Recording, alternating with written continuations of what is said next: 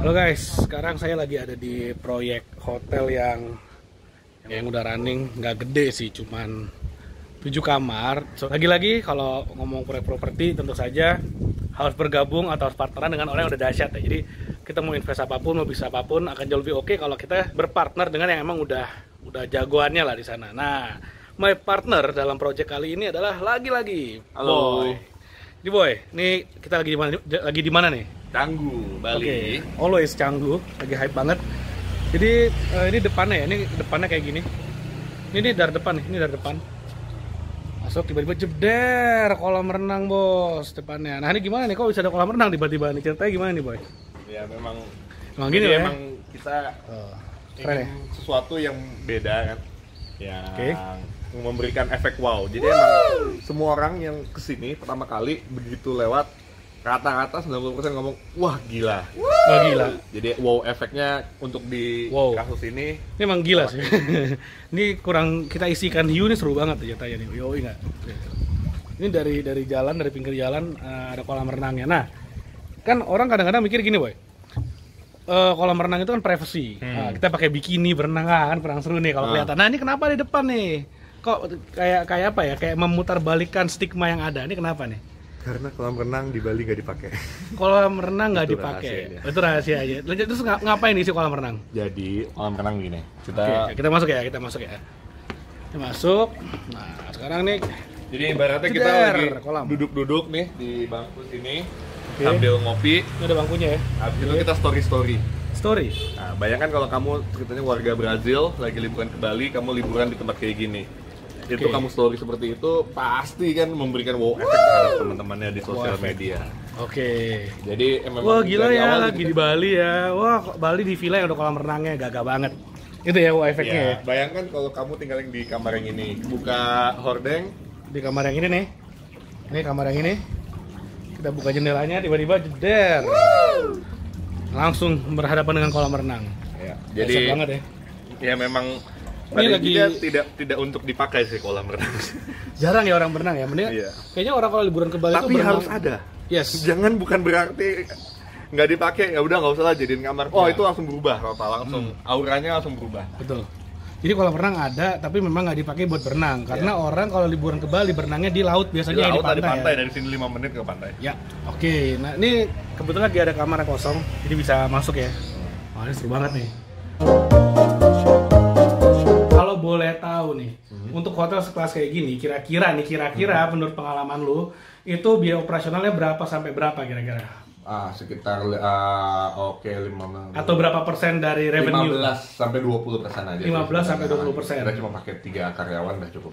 Oke, jadi sebenarnya sangat apa ya, sangat lukratif banget ya bisnis kayak gini ya, sangat menarik sih sebenarnya. Sebenarnya yang bikin menarik ya karena Capital gain-nya. capital gain-nya. Lalu ya itu Cash kamu flow-nya. bagi investor itu sesuatu hal yang kamu bayangkan kamu bikin bisnis. Kalau kita bisnis, yang paling susah itu kan 2 tahun pertama, Iya. bener ya. 2 tahun pertama terus jualan segala macam, bakar duit buat iklan. Nah, Makanya kita lihat lagi kalau keluar. yuk kita lihat lagi ya. Ini keren banget sih. Dan ini udah fasilitas kamar udah oke banget kok. Udah ya ada taman di dalamnya lah deh. Keren banget. Ada taman di dalam. Wih, keren.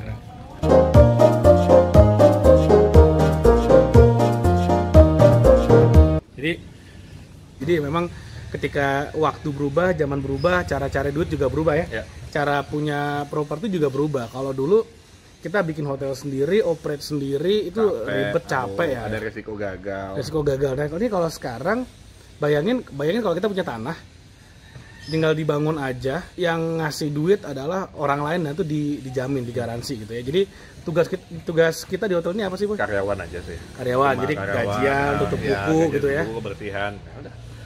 Dan Yang itu aja. 80% kerjaan cari marketing, cari duit udah bukan kita. Gila enak banget. Jadi dalam bisnis itu yang paling susah itu adalah sebenarnya cari pelanggan, jualan atau marketing itu yang paling Ya. susah ya. Nah, sekarang bayangkan kalau bagian itu udah di-cut, udah di Dikerjain take over orang. dan kita dikerjakan sama ahlinya. dikerjain sama ahlinya, dilakukan oleh ahlinya dan rasanya operasional nyampe 20 juta juga nyampe, ya. Gitu kan. Ya, dan jadi ya menarik banget sih sebenarnya. Dan bayangin kalau kita sebagai seorang investor ya, misalnya Anda nih sebagai seorang investor tiba-tiba saya datang, mau nggak joinan di satu project di mana proyek ini akan menghasilkan uang minimal 20 juta sebulan. Kita bisa ngitung. Kalau misalnya kita dapat penghasilan 20 juta sebulan, itu kalau kita minjem uang di bank, anggaplah bunganya 1%, itu berarti berapa tuh? 2 miliar. 2 miliar. Jadi sebenarnya sangat-sangat menarik banget ya. Menarik banget kayak gitu. Jadi berani kan minjem bank. Jadi berani minjem bank senilai 2 miliar. Kenapa? Karena bunganya udah pasti kebayar gitu loh. Sorry, kalau 2 miliar, kalau 20 juta itu adalah cicilan banknya deh, bukan bunganya aja ya. Itu berarti pinjamannya berapa? Oke, kalau misalnya kita pakai skema refinancing KPR 20 tahun, wah bisa mungkin 3 miliar. Tapi kalau misalnya kita nggak yang KPR ya, skema yang 10 tahun mungkin sekitar 1,5 miliar. 1,5 miliar. Jadi bayangkan misalnya nih mau bikin hotel kayak gini dan dengan modal misalnya 1,5 miliar, ya hajar lah ya. Hajar lah. Pertama bunga cicilannya cicilan pinjamannya udah pasti kebayar, udah fix pasti kebayar. Dan yang kedua, jangan lupa ada satu yang namanya apresiasi atau capital gain. Dulu nih harga propertinya berapa, sekarang udah berapa. Lu mau share sedikit tentang capital gain dari properti ini? Oke, jadi capital gain-nya berapa persen gitu aja deh. Oke. Dalam waktu berapa lama? Nah, mungkin jangan share angka dulu deh. Saya cuma ngasih tahu dalam waktu jadi ini begitu jadi running belum ada 1 bulan, belum ada tutup buku, tiba-tiba udah ditawar modal plus 800 juta.